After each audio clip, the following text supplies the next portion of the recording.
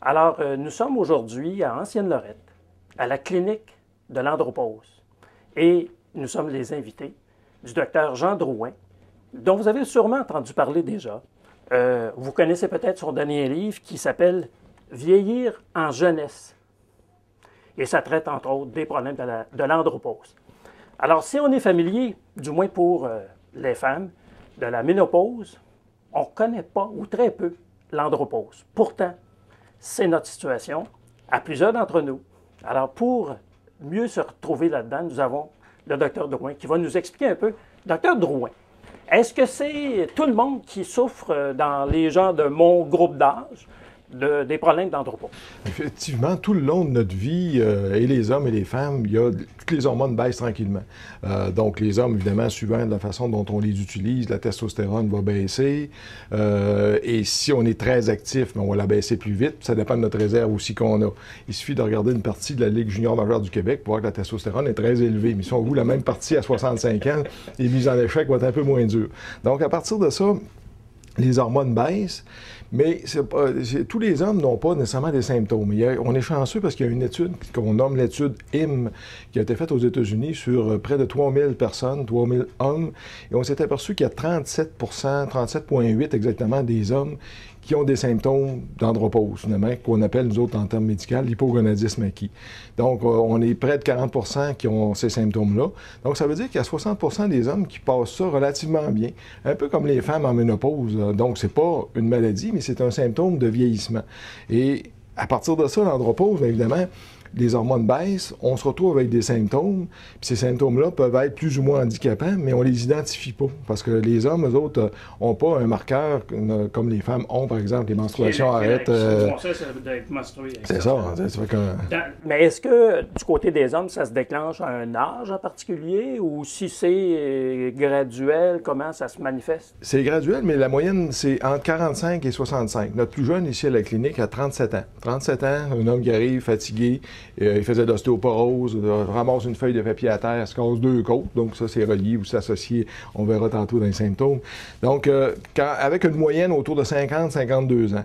Et ça se place de la façon suivante, c'est l'homme qui ne voit pas venir ça. Il est fatigué, il a moins de goût, pas juste du côté sexuel, parce que dans le fond, au début, ça a commencé en disant andropause égale problème de la fonction érectile, problème sexuel. C'est complètement, oui, ça peut être ça, mais c'est peut-être un homme qui fonctionne plus, qui a un peu de problème à se concentrer, qui oublie.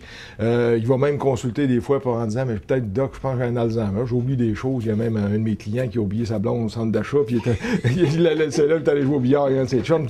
Mais tu sais, ça fait évidemment une super causerie, là, mais c'est pas ça que je veux dire, c'est que le gars, il a comme...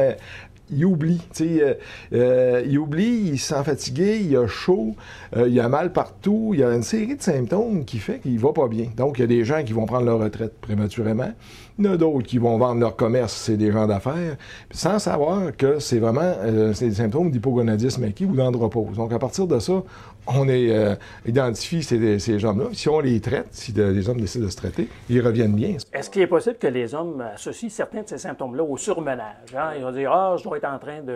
Je suis peut-être quasiment en burn-out, là, je travaille comme un malade. Là. Et là, votre question est tellement intéressante qu'elle touche le début de la clinique d'andropause. Quand la clinique a commencé en 99, j'ai parti cette clinique-là avec 2 psychiatres de la région ici. Et ces 2 psychiatres-là me disaient combien d'hommes et combien de femmes on a traités pour rien au départ avec des antidépresseurs, alors que souvent, c'était un problème hormonal, donc de testostérone qui baisse. Donc, une testostérone qui baisse nous donne des symptômes qui ressemblent à la dépression. On se sent mal, on n'a pas le goût d'eux. Et chez la femme aussi, la femme a de la testostérone aussi. Et en ménopause, évidemment, si on remplace les estrogènes, sa progestérone, on doit remplacer aussi peut-être sa testostérone parce que ça ressemble à une dépression. Donc, testostérone est souvent associé à un problème de comportement du type dépressif, alors que si on replace cette hormone-là, mais finalement, c'est pas de la dépression, c'est une hormone qui nous fait agir, qui nous fait... Donc, on dit aux gens, par exemple, de 50, 60 ans, bouger, mais si votre testostérone est basse, vous ne bougerez pas. Et là, ce qui est intéressant, dans le concept d'andropause actuellement, on s'aperçoit que les hommes qui ont une testostérone basse ont plus de risque de faire un infarctus, ont plus de risque de faire un diabète. Ça va jusqu'autour de 25 à 30 %. Donc, ça veut dire que la testostérone est associée un peu à l'inflammation des artères et donc un risque cardiaque. Donc on n'est plus seulement sur la qualité de vie, mais on est vraiment sur une maladie métabolique en soi d'un homme qui, tranquillement, sa testostérone baisse, il est fatigué, il a des symptômes, il s'en va vers un diabète, il prend de l'obésité abdominale, il prend du tour de taille. On se retrouve tranquillement avec un homme qui s'en va vers un chemin vers l'infarctus, qui bouge de moins en moins parce que sa testostérone est basse. Vous me voyez aller, là, tout ça se tient. Ouais. Mais souvent, on nous dit, ou du moins le milieu médical nous a laissé entendre que ça dépendait aussi beaucoup de notre comportement personnel, c'est-à-dire que manque d'exercice physique, alimentation trop riche, trop grasse et nommez-les, etc., puis que donc une vie trop sédentaire. Est-ce qu'effectivement, ça a un lien, le fait d'être ça, ou aussi est-ce qu'on peut prévenir, par exemple, en étant justement, ça aide des athlètes, mais en tout cas, avoir une meilleure hygiène de vie? C'est intéressant parce que si on regarde, moi je dis toujours la marche comme exercice de base, pas un exercice majeur, une marche active, et si tout le Québec marchait 30 minutes par jour, on baisserait des coûts de santé de façon énorme en soi. Et le fait de marcher, de bouger, garde un niveau, nous aide à entretenir un niveau d'hormones, une physiologie qui fonctionne bien en soi. Et c'est là que quand on arrête de marcher, bon, la testostérone a commencé à baisser, on a moins le goût de marcher, notre testostérone ne remonte pas, mais finalement, on se retrouve un peu dans le trou. Donc, l'important, c'est un exercice minimal. Évidemment, on peut faire plus que marcher, on peut faire d'autres exercices, mais déjà, là, un minimum de 30 minutes par jour, ce que peu de Québécoises font, là, en soi, on estime qu'il y a peut-être 50 des gens qui font ça. Donc, il y a un autre 50 qu'on échappe là, en soi, juste à se motiver à marcher. Mais quand notre testostérone a commencé à baisser, c'est un cercle vicieux, on ne veut plus marcher. On va après souper et les gens vont rester demeurer à la télévision. Et vous savez que la marche la plus importante, c'est la marche après souper. Parce qu'on a tendance, quand on va prendre un repas, mettons, entre 6 et 8 heures, les gens finissent la soirée en douceur, et c'est là que le pancréas travaille, le sucre, et ainsi de suite. Et si on veut consommer du sucre, c'est par nos muscles. Donc, si on va marcher dans l'heure ou l'heure et demie après souper, on va consommer beaucoup plus de sucre et on va donner une chance de prévention au diabète, si on veut. Et ensuite, on va donner une chance aussi de contrôle du poids, puis en plus du cardiovasculaire aussi. Si, effectivement, on répond un peu, du moins, on adopte ces meilleures hygiènes de vie-là, il reste qu'on peut encore avoir des problèmes. Ça peut être des fonctions érectiles, ça peut être des bouffées de chaleur pareilles, ça peut être des problèmes de concentration. Je ne connais pas tous les symptômes, mais est-ce que ça se traite à ce moment-là ou est-ce qu'on est dans une zone plus de risque? Bien, ce qu'on peut faire, si vous me permettez, on va regarder notre tableau. Ça va nous permettre de voir les symptômes, puis on va pouvoir parler du traitement à partir de ça. Donc, un homme vient nous voir à la clinique d'andropause, je me sers régulièrement de ce tableau-là. On a, par exemple, identifié une testostérone qui est basse. Donc, une testostérone basse touche 10 sites, on appelle ça des récepteurs, si on veut, en soi. Et cette testostérone, par exemple, ça touche le site numéro 1, c'est le site de la drive, de l'intérêt sexuel, de l'intérêt d'entreprendre des choses en général, en dehors même de l'intérêt sexuel, et de la fatigue. Donc, notre cible de la testostérone au cerveau, ça, c'est le premier signe. Le deuxième, c'est la peau. La peau est plus sèche. On va juste à penser aux adolescents, adolescentes, quand ils ont une testostérone élevée, ils font de l'acné, ils ont la peau grasse, donc quand, à l'inverse, la peau elle devient plus sèche. Le cœur, on en a parlé tantôt, c'est plus l'inflammation qu'on va retrouver. Les muscles, ces hommes ont une baisse de force musculaire. C'est l'homme qui faisait, par exemple, du ski de fond, il fait 10 km, là, il en fait 8. L'année d'après, il en fait 7. Tu sais, il ne tombe pas à zéro, là, mais il manque de tonus, si on veut, sur ses muscles.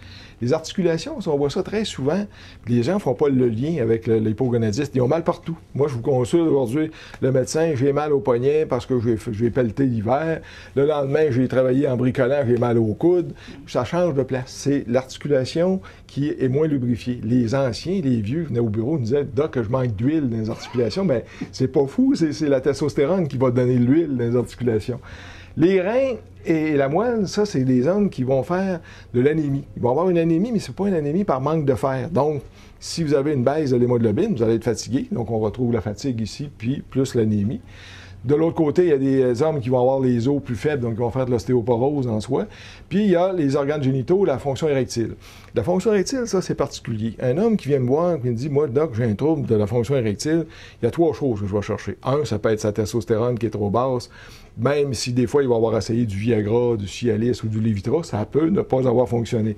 Et si ça ne fonctionne pas, Ça peut être la testostérone qui est trop basse, mais ça peut être un premier signe de maladie cardiovasculaire. J'ai régulièrement envoyé des hommes en cardiologie, puis il n'y avait pas de douleur au cœur, thoracique, serrement, tout ça.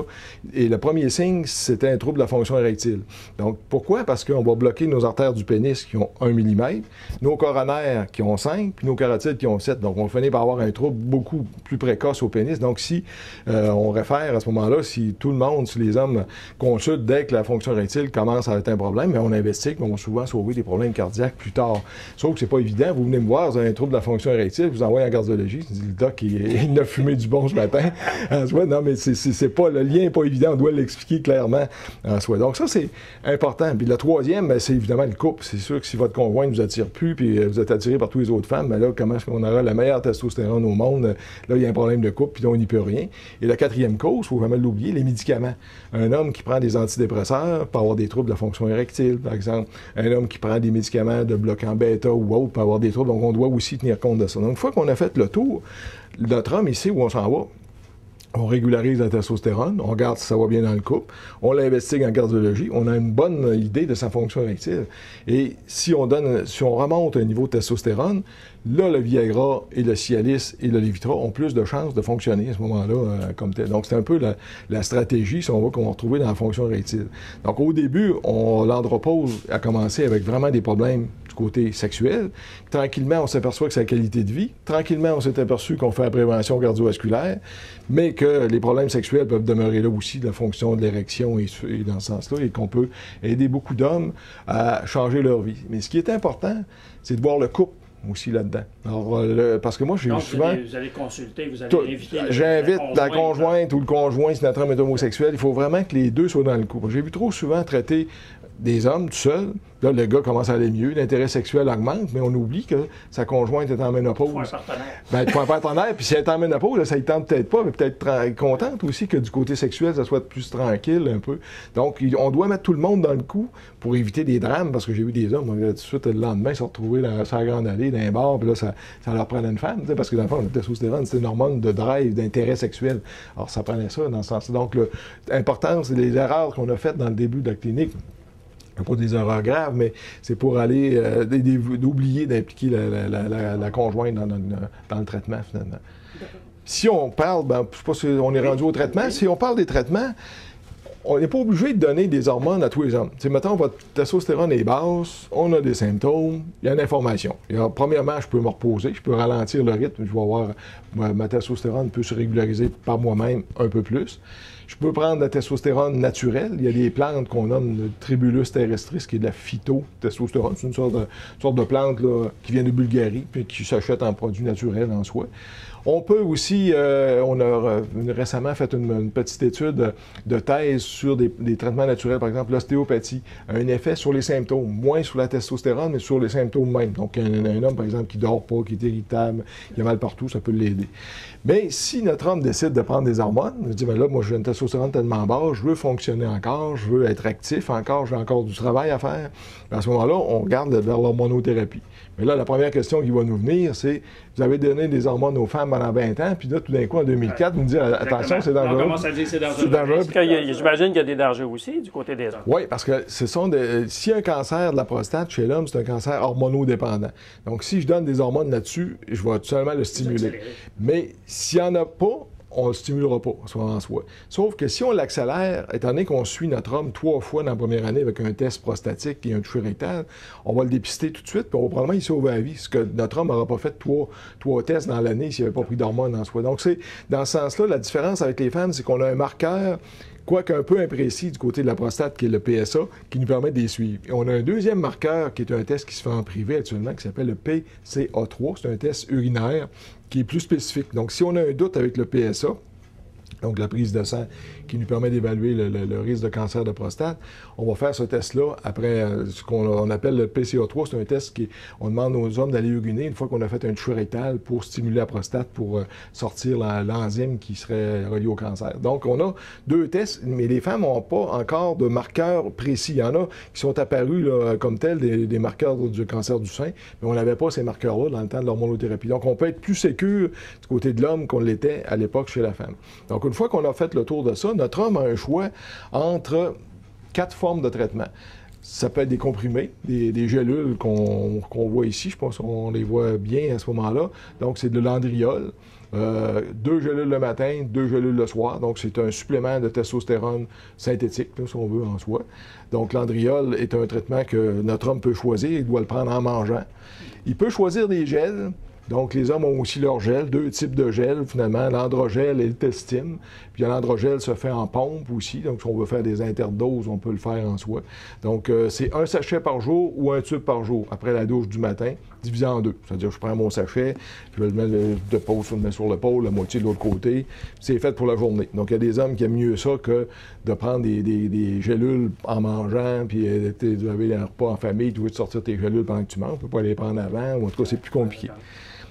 Il y a les timbres qu'on nomme l'androderme. Donc, on prend 1 timbre par jour après la douche du matin. On l'applique généralement sur l'épaule ici.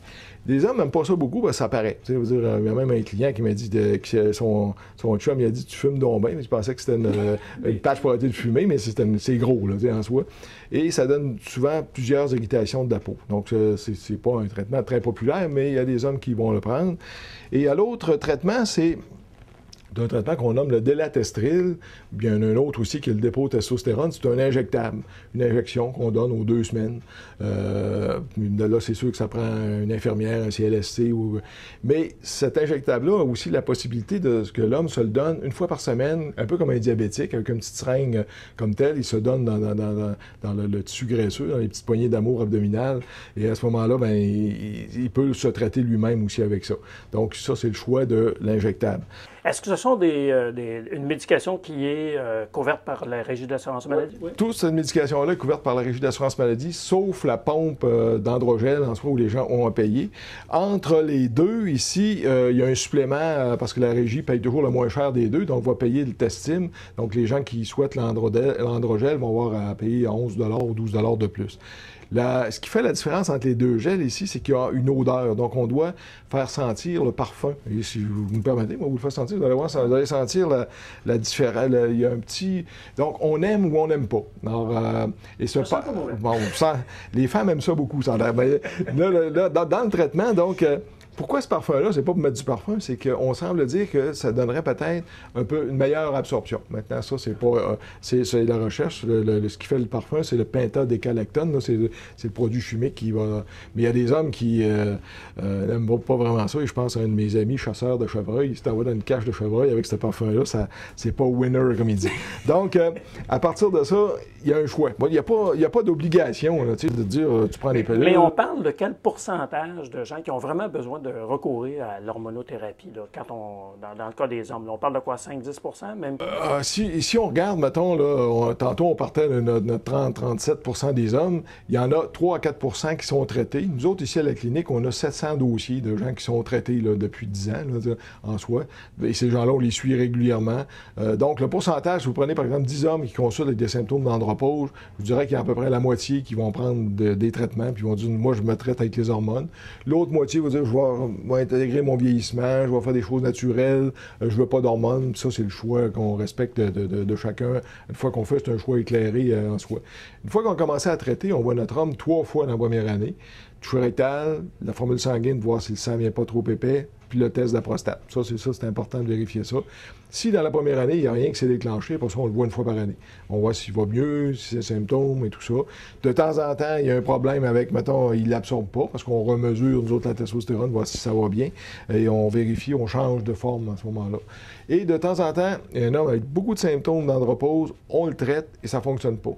On vient sur nos petits points rouges tantôt. C'est comme des recettes d'ordinateur. On ne réussit pas avec les hormones à aller toucher les récepteurs de testostérone à ce moment-là.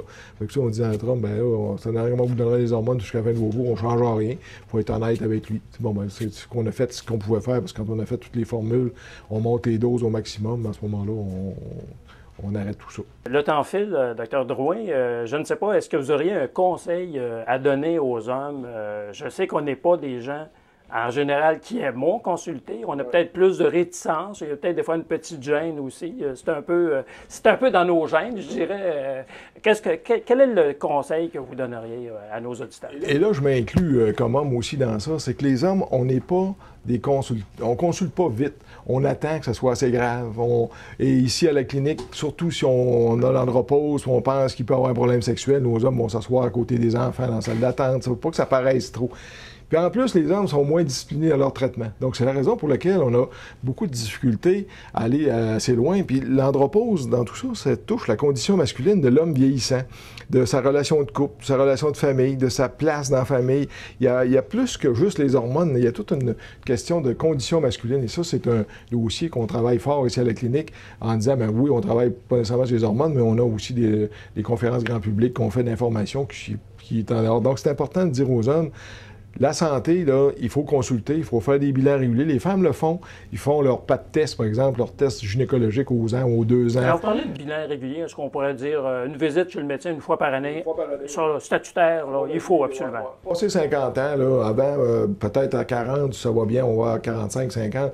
Mais passer 50, un bilan par année, le cholestérol, vérifier le diabète, le tour de taille. Le tour de taille, c'est... Le médecin de famille, il est familier avec les symptômes de l'andropause? Assez bien, oui. mais il y a encore de l'ouvrage à faire. On a fait le tour du Québec, vraiment, dans les consultations. À chaque année, j'organise un colloque qui réunit près de 70, mais autour de 75-70 médecins, et pour les informer. Donc, les médecins sont plus au courant. Il y en a qui ont encore des médecins qui vont dire, moi, je crois pas à ça. Tout concept nouveau crée toujours un peu ses réactions. Ce que beaucoup de médecins vont faire, c'est qu'ils vont référer à la clinique ici en disant, occupez-vous des hormones, nous, on s'occupe du reste de l'état de notre patient. On fait ça souvent en soi, fait qu'il y a une collaboration entre les deux, parce qu'eux autres, ils ne veulent pas faire de la formation pour suivre tout ça.